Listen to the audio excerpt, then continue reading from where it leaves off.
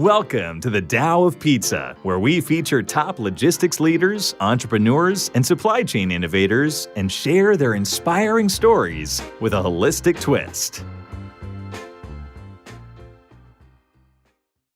Mark Hiddleson here, host of the Tao of Pizza podcast, where I talk with top industry innovators in the warehousing, logistics, and supply chain business with a holistic twist. Before introducing today's guest, this episode is brought to you by Specialized Storage Solutions. Now, I've been in the logistics and storage industry for several decades. It's always hard for me to believe, but it's true. We provide industry-leading warehouse storage solutions nationwide. So basically, if you have a warehouse that needs rack, shelving, carts, conveyors, or mezzanines, we help with design, engineering, installations, inspections, and repairs to help clients optimize their logistics operations.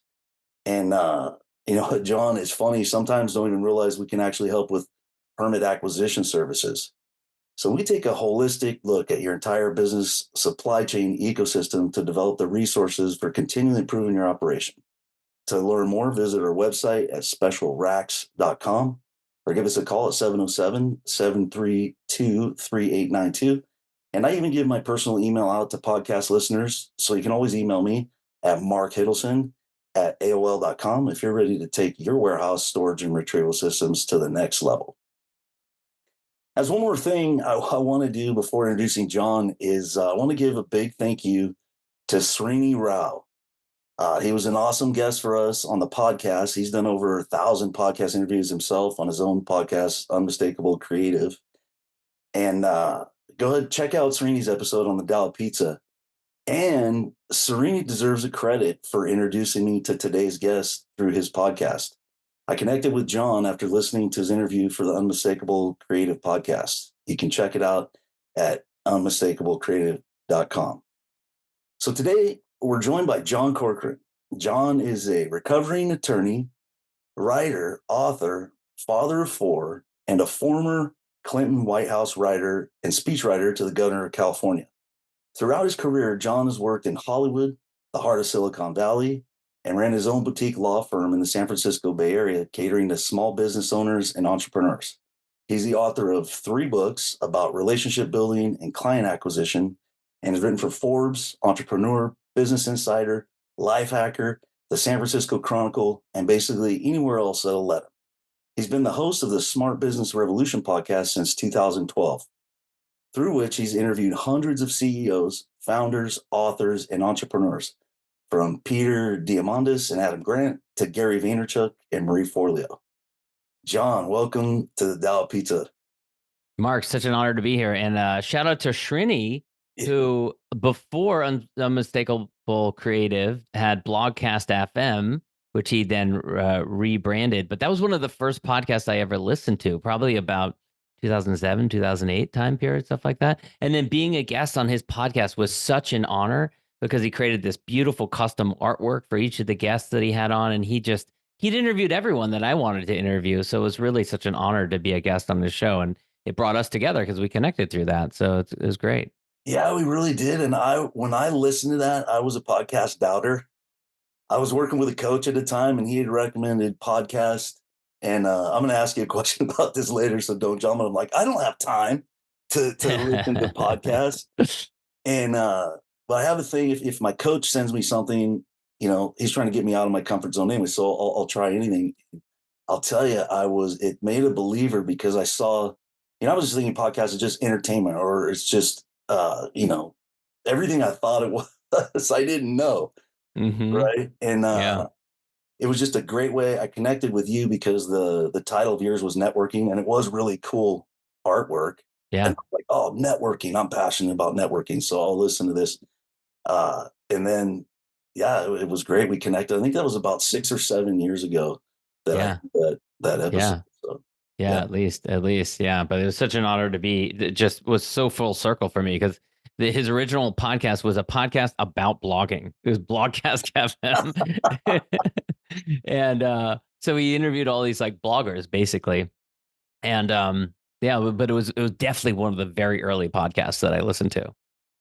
Yeah, and I was impressed when I had listened to when I first got involved. He said he had done like 700. He's done over 1,000 interviews now. And when I started my podcast, I was like, well, okay, 1,000. I'm doing two a week, so or one a week. That's 50 a year. And then I'm like, oh, it's It'll going to take a take me little while. 20 years to do. I'm like, that is a lot of interviews. Yeah, it And can take a little while.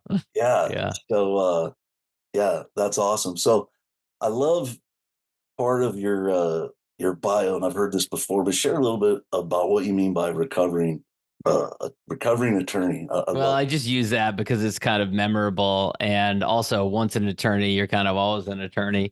You're always like nitpicking little things and stuff like that. And actually, I feel like I need to be aware of that because that, especially in like in the podcast realm, which is obviously what we do now, has been more of a liability than an asset, because I mean, just to kind of transition into the conversation about podcasting, like what I found when I started podcasting is that I applied the same incredibly high standard that I applied to the work that I did for clients to doing the podcast. And that got in section always gets in the way of actually shipping something, getting it done. And so my first couple of years of doing a podcast, talk about, take 20 years to do 1,000 episodes. It would have taken me 100 years to do 1,000 episodes because I was doing like a handful of them. I realized I liked doing the interviews, but I was like doing the show notes myself and just, meticulous about it and taking too much time. And once I got away from that and I liberated myself and I realized that I don't have to hold the podcast to quite as high a standard as the end deliverable that I provide for the clients, which obviously I still hold to a high standard, then it liberated me and it made me realize that the podcast is about having a conversation. And that's what Srini does. That's what you do with your podcast now. That's what my business partner, Jeremy, does with his podcast. It's about building a relationship. And, relationships don't need absolute perfection because it's about just having a conversation with someone. Yeah, the I read this thing of doing my end of year, beginning of the year exercise, and there were some Japanese principles, and one of them was things are more beautiful if they're a little broken, and you Mm. put some gold in there and polish it. And so the things that aren't perfect, especially in relationships, when they're when things don't go exactly as planned. I mean, that's what a relationship is kind of figuring out how Oh, to. yeah. I mean, how many times do you have like a surface level, relationship with someone? And it's kind of, hi, how you doing? Hey, what's going on? Everything's great, that kind of thing. And then sometimes someone lets their guard down, or they lower those barriers and they're raw and they're open and they're honest and they're like, I'm hurting right now, or, I lost a parent, or something, whatever. My business is struggling, and then that really opens an opportunity for you to get to know them on a deeper level. Not to mention, like, be helpful in some way, make an introduction, or roll your sleeves up and help them. And so, yeah, I totally agree. Like, and I think one of the reasons that I like this medium is because it gives us the opportunity to break new ground in a relationship in a way that a normal conversation wouldn't happen because it gives us license to ask some questions that might get the other person to open up a little bit more than they would in a normal one-on-one conversation. Yeah, and I've even asked some questions that later I thought, oh man, I was making some assumptions when I asked that question, and then followed up later, and I've asked. I had a client who was ex-military, and when he was on the podcast, I asked him, what did you do to get healthy when you got back? Because he's been a friend of mine for a long time, and I know he worked on it. And then I thought, wow, I made a lot of assumptions. Yeah. So I called him, and he said, no, he said it was a great question. He goes, you shocked me. He said, but I'm glad you asked, that question. So it actually deepened the relationship. I thought maybe something would be like, this guy's never going to talk to me again because, Yeah. but it actually made the relationship quite a bit stronger. Yeah, and I mean that comes with the territory with the medium, right? Like your obligation is not just for yourself, but it's also for the listeners to ask questions that people are curious about, Yeah. and I don't ever want someone to think that this is like gotcha journalism on my podcast that I'm gonna like make them feel really uncomfortable or that I'm gonna try and catch them in a lie or something like that. But I definitely think that it can be really eye opening in a conversation to make observations, to draw connections, maybe even connections about the guest that they haven't made before or haven't had the opportunity to talk about openly. I think those things are definitely fair game, and it's going to help to open up some really interesting discussions for the purpose of the listener, and it's also going to bond you together in a better way. So and that being something I really wanted to ask you about, and I've heard a little, bits and pieces, but I wanted to hear more about your years working in the Clinton administration, because I Sure. will. Yeah. That's something that fascinated me. It was one of the reasons I wanted to reach out to you, and the other was you were local, and this is funny. I have to before I ask you about Bill Clinton. We got to give Jeremy a huge shout out because we Sure. met through you, and we've really connected. One of the reasons I wanted to connect with you off Shrini's is you're a local guy. You're a Bay Area. I'm in the Bay Area, and I'm thought, Yeah. man, we could meet for a cup of coffee. Yeah. Well, it's been 6 or 7 years. We've met places. We met in San Diego. We met in Santa Barbara. We've never met in Marin for a cup No. of coffee. But I have met Jeremy, who's in Chicago. It just so happens I was in Chicago and we had a steak dinner. So I want to give you a shout out to Jeremy. He's been on my podcast. You're a great business partner. Um, but share a little bit about the Clinton. Like, what was it like to work Sure. at the White House? Yeah. First of all, we're gonna have to get a drink sometime or lunch or something somewhere in between. So like Shellville, I guess. Yeah. I don't know, like somewhere that's in between the two of us. But yeah, I mean, it was an amazing opportunity. So while I was in college, I did the White House internship program, and I just applied through regular channels. I ended up being in the White House speechwriting office. It was the fall of 1997, long time ago now. It was actually right before the Monica Lewinsky scandal. And it was really interesting. We were basically like a full-time employee. The White House, at least at that time, really heavily leaned upon basically free labor interns that were getting academic credit as kind of additional staff. You know, in spite of what you might read in some news outlets, the federal government operates and does have limited resources for certain things, and the White House is always kind of usually pretty careful about making their resources go as far as they can, and so they have a large. When I was there, maybe 400 interns or something, just for like a 3-month semester period, and in every office around the White House. So my roommate at the time, while I was interning there, he was in the National Economic Council, I believe it was. His actual office was in the West Wing on the upper level, like above the Oval Office. I'd go and visit him all the time. We were in what's called the Eisenhower Executive Office Building, which is right across. It's part of the complex, but it's a big building that's next to the West Wing. And I'd go over there to the West Wing to deliver things to Betty Currie, who was President Clinton's assistant for various different things. And I was around the president during that time when I was interning, and I even actually wrote a speech that he delivered in the East Wing of the White House. In the East Room of the White House, which was amazing. Like standing in the back of the room with a couple of my other intern friends who'd read the speech and who was like elbowing me when they heard lines that he said, and just so it's just an incredible experience. And just kind of being around there, and what it really did for me is it inspired me because I was around all these just A-level players, like these incredible achievers. Flash forward 25 years, many of them are in Congress now. Many of them have been heads of various different companies, CEOs. I saw one of them who worked for the president, who was one of the keynote speakers at a conference that I attended in Seattle earlier this year.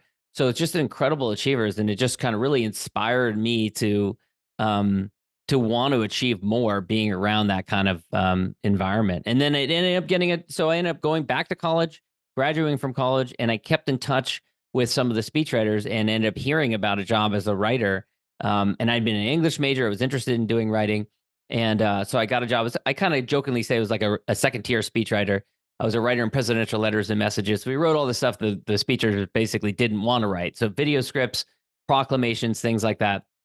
And I did that for a couple of years at the tail end of the Clinton administration before coming back to California, which I wanted to. I wanted to come back to California because I miss my family, I miss friends and stuff like that. And becoming a speechwriter for the governor of California. So yeah, it was an amazing ride. I also was paid dirt, like literally hardly anything. I couldn't even afford to buy myself a winter coat. My dad flew out and visited that first fall when I was there, and bought me a winter coat because I was freezing my butt off. And California kid doesn't know that there's a distinction between different kinds of coats. To me, like a coat is a coat, but Yeah. there are different kinds of coats. And so, yeah, it was just an amazing experience. Yeah. Yeah. I can never complain about the weather. We have clients in the Midwest, Iowa, Ohio, Indianapolis, and then I'm like, yeah, it's cold here. It's 40. Rainy. Yeah, exactly. Yeah. It's 40. Yeah. So that's a great story. And what an experience to work with the president. And isn't he famous for being like the world class networker or Yeah, the so connector? I've been fortunate to meet three presidents now. I met a lot of other presidential candidates. I got pictures for those who are watching this on video behind me. Me with Obama, me with Biden, and me with Clinton. This picture in the corner over here is me with my dad and my brother right as I was leaving the White House. And that was a really cool story because when you depart the White House, at least at that time, some of the employees, you could put in a request to come down and watch the president record the historic radio address, which at that time he would record in the Oval Office, and then they would play it on the radio across the United States. It's something that I think FDR had started. And so like friends and staffers and like Hollywood celebrities and like members of Congress that would come and gather around there. And then afterwards, they would shake hands and take a picture. And it could all happen really quickly. But I'd been given a heads up. A friend of mine had said, if you bring a gift, he's more likely to stop and talk to you. And so that's what we did. And this was 99 that this was, no, 2000 was when this was. And things had just transitioned from VHS to DVD. And we knew that President Clinton was a big Western movie guy.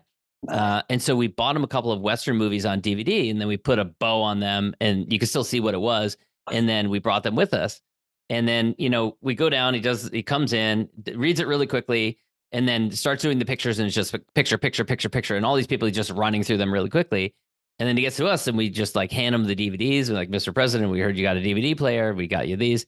And he stops and has like, I don't, I can't remember now, but it seemed like it was like forever, like a 5-minute conversation with us about old Western movies. My dad was a movie critic for a bunch of years and just could, talk about this stuff. My brother and I had nothing to contribute to the conversation because like we don't know about old Westerns. But it was an amazing moment. And I say that to people because we all have someone who's the equivalent in our industry, like the unachievable, untouchable, like the person that we want to connect with. And we don't even realize that there's probably something within our power that we can do that will make them stop and give us the time of day and have a conversation and be grateful in some small way to something that we did. And if I can do that, standing in the halls of power, standing right in front of the Resolute desk and the Oval Office, then you can do that as well. You can find whatever that thing is, and just that little gesture, that little nice thing, can really go a long way. Of course, now, I mean, I think that doing a podcast is a gift. You're giving people the gift of exposure, attention, your own curiosity about them. So I obviously believe that doing podcasts is one way of doing that, but there are many other ways as well. And so that's why I tell that story to people. And I love the other thing I love about that story, you got a little bit of insider intel. So to me, you have to be ready, you have to be listening for that, but then you took action on it. It was be like, oh, Yes. right, like I'm gonna get a gift for the president's really gonna make a difference. I mean, you got the inside intel, then you did the next step. And I was kind of laughing because what would somebody do if you gave them some DVDs right now? I know. Like, what am I going to do with this? What are these Right. things? Exactly. Exactly. Actually, if So you look on eBay, some of those things still sell. Like, it's amazing. Like, I don't know what people do with them, but yeah, people sell old DVDs. yeah, I've been collecting old vinyl for the past few years. I actually got a really cool Crosley record player for Christmas, and so it's kind of going back to That's actually a great one. My dad, for a while, had some album frames that he took old albums, they're beautiful cover art, and put them in a frame, but hung them on a wall. It's beautiful. that's the thing about the albums is you sit there, it is art. You can Yeah. stare at it for hours. I mean, if Yeah. not if you're not Yeah. preparing for your next podcast. Yeah. But no, the album covers they're amazing. But I love that story, and and also I think Bill Clinton's a type of person, like even though he's super famous, he was gracious about receiving a gift too. Yeah, and the other thing I was going to say is that I've observed the different charisma that these people have, and you know, anyone who ends up in the Oval Office, we've only had about 45 of them, 46 or something like Yeah, that yeah, total in the history of our country, has incredible powers of persuasion and charisma. And the three presidents that I've met, each had different types of charisma. But Bill Clinton, I mean, I saw people who didn't care for him, who weren't a fan of his, didn't like his policies, who came, to an event or a speech, saw him speak in person, and then afterwards walked away just enraptured. He had incredible charisma to him that had the power to win over people. And if he had a conversation with you, even if it was a large crowd of people, like hundreds of people on a rope line, he'd go down and he would shake hands, he'd make eye contact with people, he'd grab people's shoulder, he'd grab their elbow, he would say something to them, he would take what they had to say, he would receive things, he'd give them to his body guy.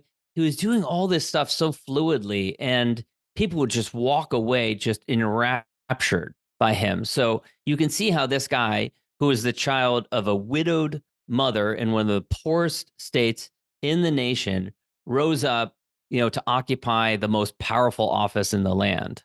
yeah. And then Barack Obama, completely different kind of charisma. He had a quiet confidence to him.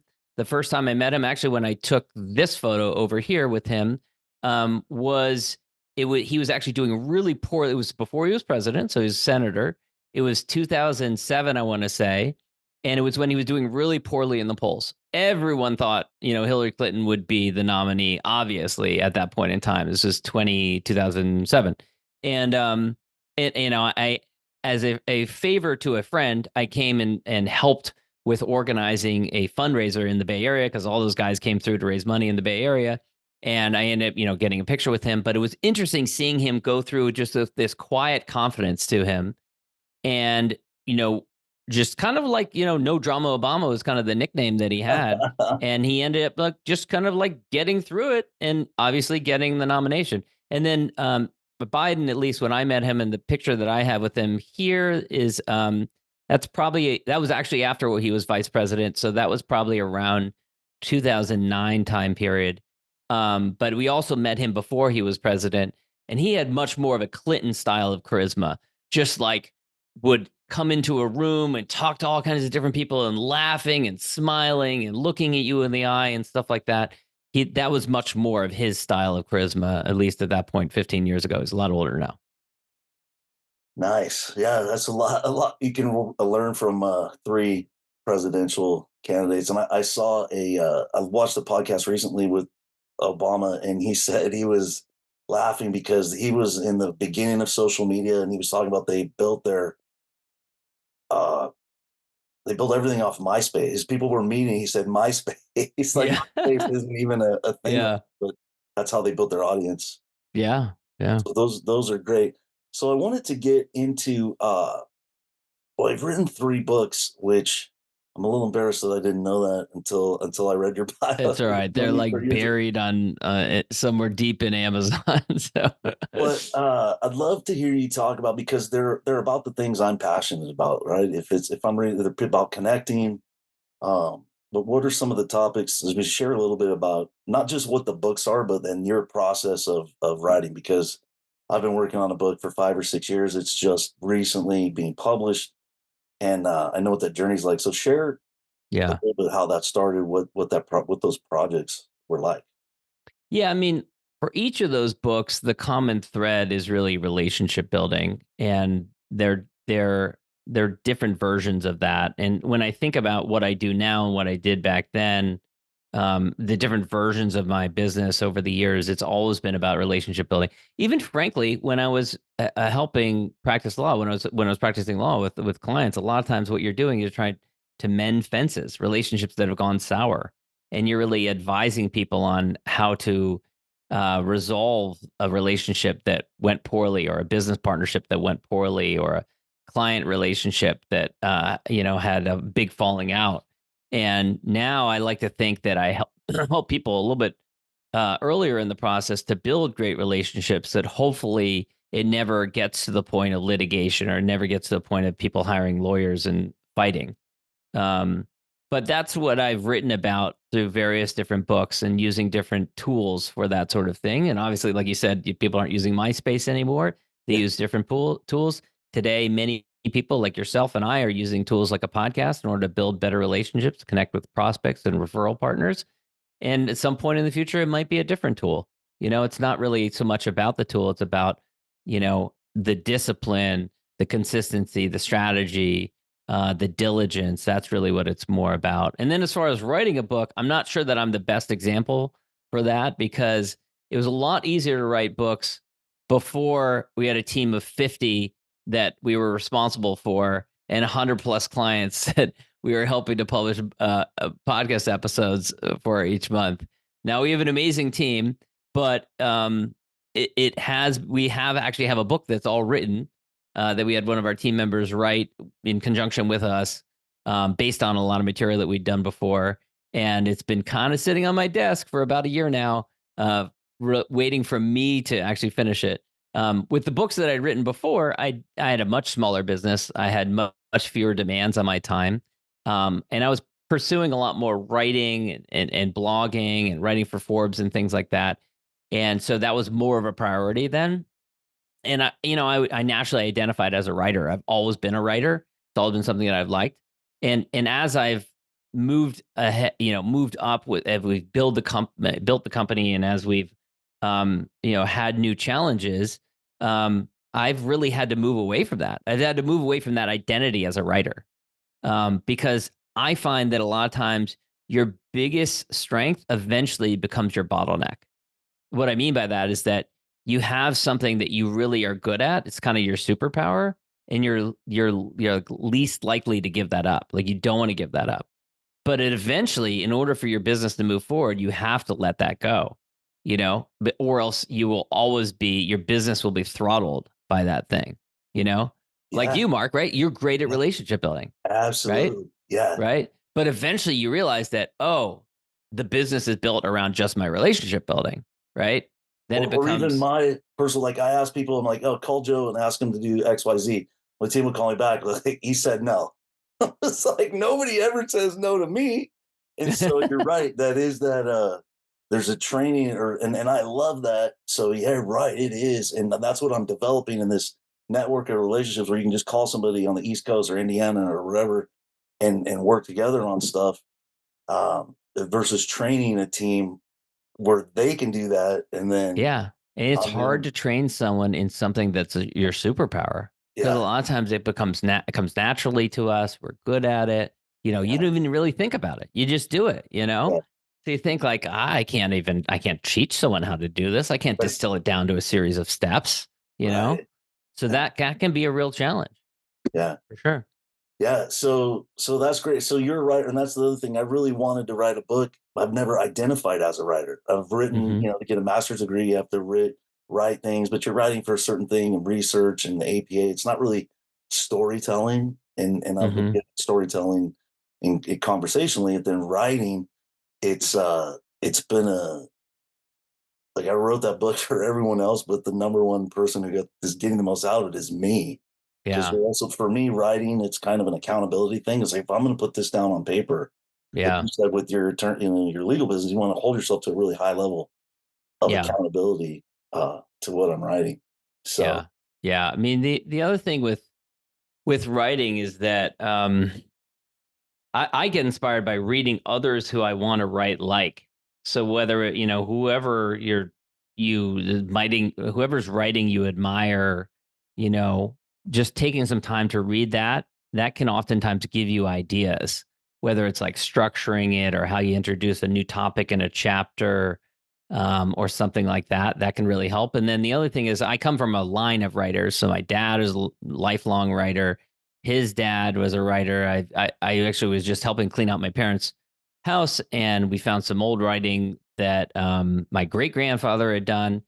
And it tends to run. I got an Irish side to me, so it tends to run in that side of the family. Um, and my dad has often said that things feel a little thin. Like he'll read something of mine and be like, it feels a little thin. Like, and what that usually means is that I haven't done enough research. I don't have enough facts. I don't have enough data, or maybe I need to talk to someone. Maybe I need to interview someone. You know, and I have a real hard time reading writing where it's just opinion, opinion, opinion, opinion, opinion. You know, and Yeah. that's part of the again, that gets back to a problem with me writing my own writings, is I know that a lot of people write books like that. And I also know what a really good book looks like a Malcolm Gladwell or something like that, where he, takes stories, and there's a very deliberate process of how you introduce those stories and come back to those stories and relate stories to one another. Or like a Dory Clark, who's also another amazing writer who does a great job of researching and doing a bunch of interviews and incorporating different people into the book. So honestly, it's one of those things that holds me back from doing additional books, because I know what a really good book looks like, and I know that I don't really now have the time or the bandwidth to devote to create something that would be to the standard that I want it to be. So that's a great, yeah, how you choose to use your time. And I'm going to ask you about, I want to ask you a question about uh, the time,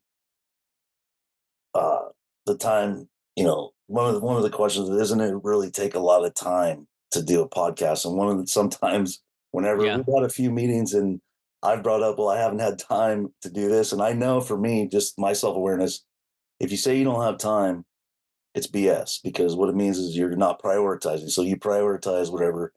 And I have found that, as far as the use of my time and business owner and lead generation, and just even my personal growth, my interview skills, like I'm a better businessman because of my experience here. But it's still, it does take a little bit of time. So I wanted to Yeah. ask you some other questions about lead generation first, but share a little bit about, the trade-off of time in podcasting, how you found that Yeah. it really is a great, thing to prioritize. Well, it's an interesting medium, because doing a podcast requires a variety of different skills depending on how you structure it. Mhm. And no one's really good at all the different things you have to do in order to do a podcast. And what I discovered with my podcast is that I liked certain pieces and I didn't like a lot of the other pieces. So a lot of times what leads people to say that I don't have time for a podcast is they're not prioritizing it, because there are some pieces that they have to do themselves that they don't like. And so they resent it and they stop doing it. So a lot of times, what's most important is just looking at, okay, what are the pieces that you're doing yourself that you shouldn't be doing yourself, so that you can focus your time on the things that are the highest and best use of your time. So for me with my podcast, really all I do is I send some emails or LinkedIn messages or text messages, or ask someone orally if they'd be a guest on my podcast. They share the details of that, including a booking link. They book a time, and then I show up for the interview. And I try and strip away everything else. After I'm done, it takes me less than 60 seconds, and I upload it. And here's the thing, is that we're all doing business development already, or we should be, for our Yeah. business. Yeah. We're all networking already, or we should be, for our business. We're already having conversations. So if you take that networking, that professional development, that business development, all of that, and you channel that through the podcast, then your time is actually going further. You're actually doing business development, networking, and content creation, and it becomes SEO value, and it's personal development. It's all of those things in once. It's referral marketing. It's all the things at once. So actually, your time goes further. So you save yourself time. And the other thing is that you can get access to higher caliber people than you would otherwise get access to. I mean, I've had the CEOs or co-founders of Netflix and Grubhub and Redfin, and these are multi-billion-dollar companies. I've had CEOs of publicly traded companies, incredibly busy people that give me time, and I will, any day of the week, I will hold that up against, someone trying to just get a get to know you meeting call, right, with someone else. Like, good luck with that, right? Right. But whereas when you use the podcast, you get access to these people that you wouldn't otherwise get access to. It also makes you more referable, because it's easier for people to make an introduction to people when you have a podcast. Like I've given up introducing busy people because so frequently this happens that I'm like, oh, you know what? This person should know this person. And maybe they don't have the opportunity to do business together right now. Maybe they will at some point in the future. I'd love for them to know each other. And I email them both and I say, hey, I want to introduce you to this other person. And hey, I want to introduce you to this other person. And inevitably, one of those two very busy people says, no. Why do they say no? Because they're busy. They got stuff going on. Maybe they suspect, oh, you know, this person might sell me, whatever. Nevertheless, I still think those two people should meet. And it's unfortunate, but it's a reality of today's world that everyone's busy and they don't want to do a get to know you call. I don't know why we're doing this call. I'm busy. I got lots of other things that I need to do. But when it's for the purpose of a podcast, guess what? It's much more likely to happen. You know, when one person has a podcast and I say to this other person, I want you meet to this person because I think you guys should get along. Oh, and by the way, this person is going to interview you for a podcast. 100 times more likely to say yes. 100 times more likely to be like, oh, okay, well, sure. Yeah, I'm open to that conversation. Please introduce me. You know, so because it's so much easier for someone like me who likes to make introductions, I'm far less likely to make an introduction if there's no podcast involved. Yeah, and if you have So, a podcast, you automatically have that booking. I resisted this in the beginning. I have a lot of stories of that where I resisted something in the beginning, but the uh-huh. automated calendar, and when you can send somebody a link, and I just have a 1 hour for the podcast, but I'm thinking about doing a 15-minute. Like you guys have a 50, you could do a strategy call, you could do a 30, you could do a 15-minute, and you're maximizing people's time because there's a list of balls. Here's the thing I'm an expert on. Here's whatever. So you're really maximizing that person's time when they make an introduction because you kind of laid it out, and it's easy to just book. I can grab 15 minutes on Monday, and so you don't have to do Yeah. So back you're and talking forth. about when you interview people for your podcast, should I do a 15-minute call with them beforehand?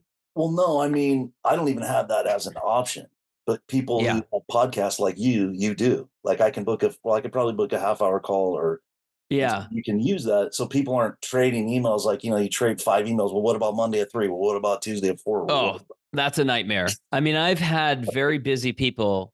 There's someone I can think of, best-selling author whose book is on my shelf behind me here. I won't say which one it was, but who it was someone who was going to interview them for the purpose of the podcast, but they didn't have a Calendly of any sort. And I introduced the two of them, and then they went back and forth on email a couple of rounds, maybe one or two rounds, and it was just a pain and a hassle for this best-selling author. And best-selling author emailed me back and said, "Hey, honestly, candidly, I'm just going to give up on this because they don't have a calendar link that makes it easy on me to pick a time and then we're done with it. I don't want to go back and forth. I'm too busy. I can't deal with that stuff." So a lot of times people think that, oh, it's more high touch or it's more polite to email back and forth. Yeah. But for many busy people, they're like, look, just give me a Calendly. I will pick a time at my own convenience at 11 p.m. at night when I'm doing my email. I'm trying to get this stuff done. I don't want to have to go back and forth with you. So yeah, Calendly's absolutely can help. But as far as doing a separate 15-minute call goes versus the hour call, I'd say the vast majority of the time, I just go straight to an hour-long call. I've already determined whether they're a good fit or not to be on the podcast. And if you do two calls for every interview that you do, like a 15-minute call and then a later hour-long call, it just really adds up over time. I will do it for people that want to. Maybe if they're a little apprehensive or nervous, maybe they haven't been a guest on a podcast before. And I'll use that time very wisely because I will basically do everything that I would do in a normal pre-podcast call so that when we do the podcast later, we can hit the ground running. So that's what I do. So that's how I feel about those 15-minute calls. But, we also have a lot of clients that use it as a really disciplined business development process. And they might even have like a business development person or account executive or someone like that who does those 15-minute screening calls. Now, the purpose of it is to screen the potential guests to determine whether they'd be a good fit on the podcast, but they're also building relationship with that guest to figure out if they're a good potential client, figure out if they can help in some way. And then they'll maybe even schedule a call on the back end after the interview's over for the purpose of talking about how the interview went, get any feedback, talk about promoting the episode, things like that. And of course, also talk about any other ways of potentially collaborating. So you can make it into a whole real business development process. Now, what's important to all this is that you're not manipulating the guest in any way. You're not taking advantage of them. There's no bait and switch or anything like that. Right. You're still delivering a tremendous amount of value to that guest. And look, nothing works 100% of the time. So it's not like 99% of these guests that you interview on your podcast are suddenly going to become a client. And I don't think that you should be sleazy and high pressure sales tactics or anything like that. But what this does is it builds a real disciplined, really like business development process where you can build and nurture a relationship. And maybe they become a client a week later. Maybe they become a client a year later or 5 years later. We've had all of those options happen for us, and I've seen it happen for clients as well. And for us, I looked at, and I have 30 years in this business, and I look back, and there were probably 30 relationships that were key. That those 30 relationships equal $50 million in business or whatever it is during that period of time. And for me, was to be able to go back and connect because Oh, absolutely. Even though it's the Mark Hiddleson experience, people forget, right? So Yeah. how do you Yeah. stay in touch? So even the invitations or, hey, I started a podcast, they're people that, I've known for years, they're busy and they know I've done that. When they go to do a project, I'm just top of mind Yeah. in their head. And it's not because Absolutely. I called and said, hey, what are you going to buy off me this week? Or what projects do you Yeah. have coming up? I was like, this is something we created for our best clients to stay in touch. And Oh, and it's people are honored. Many people would be honored to be just to be asked to be included in that. It's such a great opportunity for you to go back and reconnect with someone who maybe you haven't talked to them in 2 years, 5 years, 10 years. You haven't yeah, talked to them in quite a long time, and it gives you this vehicle and then this excuse to reach back out to them and have a conversation and promote them, give them some exposure, and honor them, and I love that element to it. I love that, that you can go back. It's like Facebook on steroids, right? It's not I just already about like know. reconnecting with your high school junior girlfriend. It's about, reconnecting with people on a deeper way that that you haven't talked to in a long time. Yeah, if I ever was a member of Facebook, I would connect, and that's one of the reasons I'm not on Facebook. I never, uh, I back to the thing, like we were talking the in-person thing or but I've been amazed too, blown away how much of a connection you can make on a podcast. My expectations were really blown away because it is digital, but you're creating a space, you're creating a shared space. Had some great connections and conversations. Uh, Yeah, I mean, it's a trade-off, right? Like yeah, being face to face, it's never going to be the same as being face to face. Being over Zoom is never going to be the same as being face to face. However, what you lose in terms of that personal touch, you make up for in terms of convenience. yeah, And you and I are not that far apart. We're about an hour and a half apart. But I mean, I interview people in Australia, New Zealand, Dubai, London, France, New York, Chicago, Miami. It could be in the course of one day, the same day. And what's great is then when you do see that person in person at an industry conference, at a meetup of some sort, or you're traveling through their city, their city, or they're traveling to your city, and you can connect in person.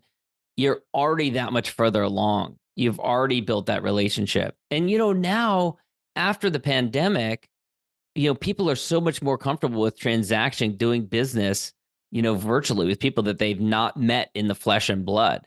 So like we're well beyond that point now. So people are like they're fine with it. Like you can meet. It used to be like yeah, like 10 years ago maybe. It was like you see someone digitally over, Zoom or before that video Skype or something like that and like people were still really apprehensive about, "Oh, am I going to get scammed?" They were like really apprehensive about doing business together. But now it's like we're well beyond that point. and it was even that's another external benefit of doing the podcast as people started to shift to Zoom and everything. I kind of had a little bit because I was a Zoom rookie too. I mean, I didn't really know how to turn it on or turn my camera off or anything. And now that I can do these things or share my screen or post links in the chat, I mean, I've learned all these little shortcuts about being a business owner. I put my screen up, put our website on there, I pulled our Instagram up and shown people. I wouldn't have been able to do that if I wasn't hosting the podcast, because I've got all these skills with Zoom that I didn't have before. Yeah. As a business person. Yeah, it's helpful to have. So speaking of having guests, one of your guests that I hadn't heard of, I'm like embarrassed I haven't now, was Peter Diamandis. Yes. And Amazing author, thought I leader. looked it up because I didn't know how to pronounce it. Yeah. It's like, if I'm going to read this intro, I got to know how to say it. And then Yes. I A long watched name. part of your episode that you did with him. What an amazing guy. So what an amazing guy. People should check out that podcast. How do you connect with guests like that? That one took a few years. Okay. That's an interesting one to point out. Okay. He's the founder of the X Prize Foundation, which is the original incentive prize. Really fascinating guy. He's written a couple of books, Bold, Abundance, some incredible books. Many co-authored with Stephen Kotler. That was a case of, actually, it was probably a good story because it was the son of someone who attended one of our events. So this person attended our event, and his son was there, and this son was, I don't know, 19 at the time or something like that, and was like looking for an internship and was really interested in a lot of different things, but interested in space and things like that. And the son, the dad, like we got along with him well, and we ended up like kind of making fun. We had this food tour that we were doing with 50 people, and we ended up like having fun with it. And people were like pitching the son for a job for other people to hire him. We just had a lot of fun with it. But anyways, through a connection, I can't remember exactly how he got, but he ended up working for Peter Diamandis. Ended up getting a job working for Peter Diamandis. I don't think that we introduced him, but somehow he ended up getting a connection. But we'd done this nice thing for him. And so I kept in touch with him, and I kept in touch with him. And then I was like, I'd love to interview Peter. I'd love to interview Peter so much. And it took a couple of years until actually he'd been working for Peter for a while. And then finally he like got me in to do an interview. And, Peter has done a ton of different interviews. So I really enjoyed the interview, but he'd answered a lot of my questions before. And he'd, been on bigger platforms before.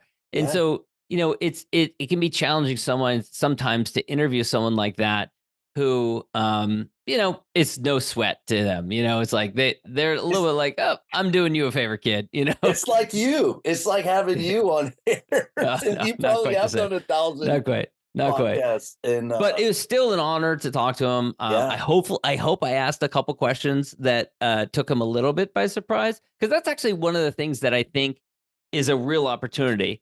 One of my biggest regrets in starting the podcast, and Mark, I hope you won't make my mistake. I don't have it here, but on my website is a picture of me with Elon Musk.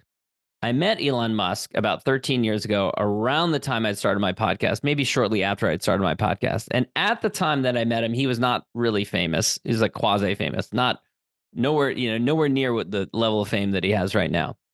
And I regret that I did not invite the man who eventually became the world's richest man on my podcast at that time. I'm sure I could have interviewed him at the time. So who knows who you're talking to now, who you could get on your show, who might one day attain the level of wealth and fame and notoriety as Elon Musk. But I did ask him two questions. This was at the Northern California unveiling of the Tesla Model S. I was a big fan of electric cars, a big fan of Tesla. I bought shares on their day of their IPO at $19 a share. It's my best investment yet. And it's just an amazing car. I was a big fan of the company. But when I met him, I asked him two questions. And this is what I try and do in podcasts, that I try and ask people questions that maybe make connections or are interesting, or it gets them to think like the person who asked me this question thinks in an interesting, different way, and it kind of stands out for them. So I asked him two questions, one of which was phenomenally stupid, and one of which was, I think, okay and kind of interesting. And I'll explain why. Question number one was, and mind you, this was 2010. The iPad had not been released yet, and they had just unveiled a car that had a massive touchscreen in the middle of the dash, okay? And I asked him, would it have a backup camera? And he looked at me like, you freaking idiot. Yeah. Like, yes, it'll have a backup camera. But cars did not all have backup cameras back then. So that was question number one. Nice. Question number two was, will it have an app store? Now, this was also before we had an app store on the iPhone. Nice. And what I foresaw, which ended up happening years later, now that the Tesla really has kind of an app store built in there, not exactly what I'd envisioned, but they do have that in there. It is that they eventually built an app store into the car. Now it took like 10 years longer than they thought. And for years they would have postings on their website. And I think they hired people to develop it, but maybe security concerns or whatever, but they kept on putting it off and putting it off. And they didn't add it to their user interface to their operating system until years later. But when I asked them at the time, I think I can't say for sure, but I think that was an interesting question for him. And so, I try and do the same thing when I'm talking to people is I try and make connections. I try and make observations. I try to reflect back on things that have happened in their life, connections between different things, and just to bring some insight to them so that maybe they think like, that was an interesting conversation with that person who asked me those questions. Okay. Well, I know we're getting close. I know you have something planned after this, and I hope you have time to answer this question because I kind of heard it as a rumor. I kind of know it's true, but I want to hear and what it's like. But I heard that Rob Lowe played you on a show, like he was the character. Do I have my facts right, or would you be?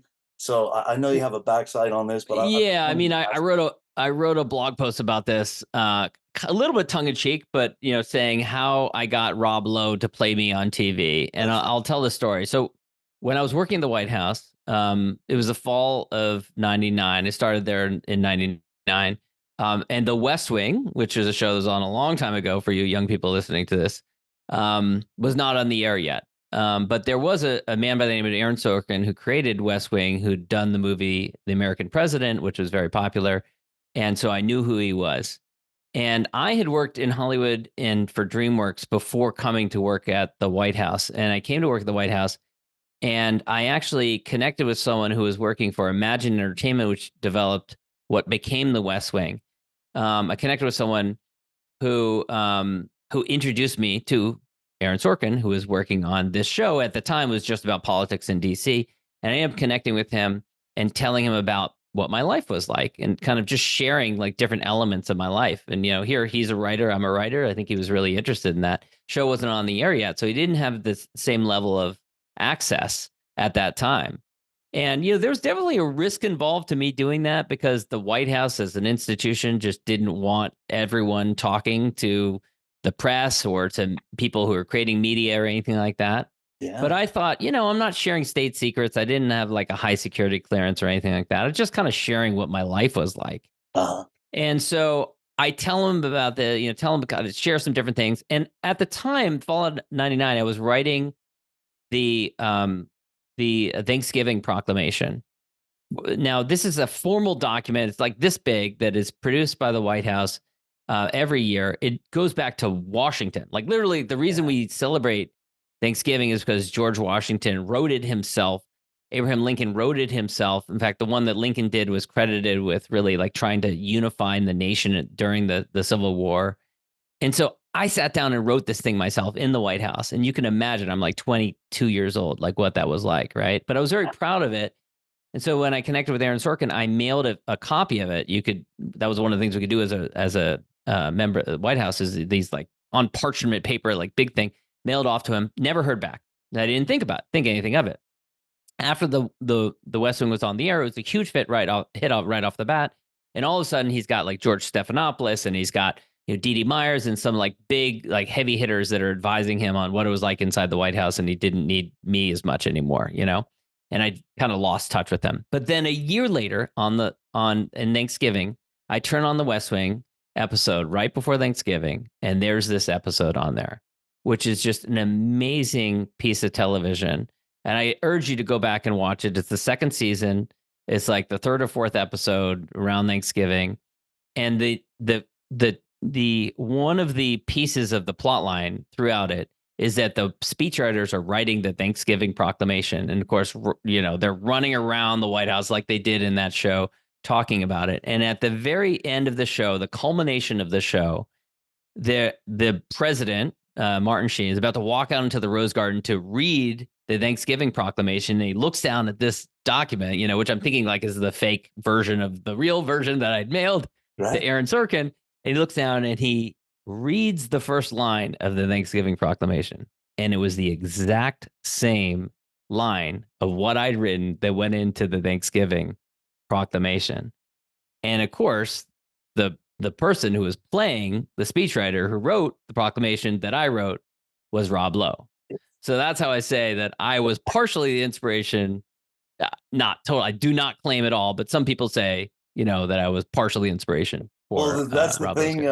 By the time it got to me, I told them that you were basically the whole thing was based on that's how those stories. But thank you. Definitely That's not the such case. a great story in that your work and full circle. And that's a great thank you for sharing that. And I'm bummed out that we got to end this right now. I've been looking forward to this. Thank you so much for coming on the show. I appreciate your insights about podcasting and writing and business. It was And fun. Thanks, Mark. yeah, and we'll make sure that people check out the Smart Business Revolution. Thank you. Yeah, Smart Business Revolution is the podcast. Rise25 is the company helping B2B businesses to get clients and referrals and strategic partnerships with Done For You podcasts. And with great clients like you, Mark, you make it easy for us. Yeah, thank you so much for your support. You guys have been a tremendous, it's a partnership. Right? We're not physically business partner, but it's a real partnership. We appreciate the support you make. All the hard stuff, you make it look easy for us. So yeah. It's funny because like the company that we built was not the company we intended to go out and create, but it was a classic case of just, Jeremy and I had started a different business together. We were doing different things, but people were coming to us and asking about starting a podcast. And we finally realized, all right, we really got to do something about this. There's a real need in the marketplace. And, looking back on it now, it makes total sense. Like, I realized, like, I almost quit many, many, many times, because I was doing all the wrong things. I had the wrong strategy. I didn't have someone else holding me accountable. I didn't have a team that was handling all the details that I didn't want to deal with so that I could focus on my superpower or your superpower, which is having great conversations.